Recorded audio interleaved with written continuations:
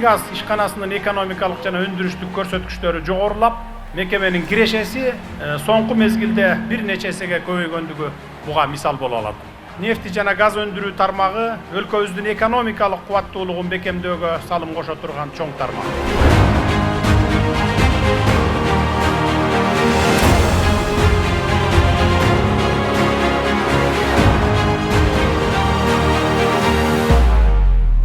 Мунайды кайра иштетүүчү заводду модернизациялоого мезгил кутусун салуу жөрөлгөсүнүн алдында турабыз. Биз бул долбоорду ишке ашыруу аркылуу Кыргызстандын энергетикалык коопсуздугун камсыздоо менен гана чектелип калбастан, мунай иштетүү тармагын жаңы деңгээлге көтөрүүгө өбөлгө боло турган олуттуу натыйжага жетебиз.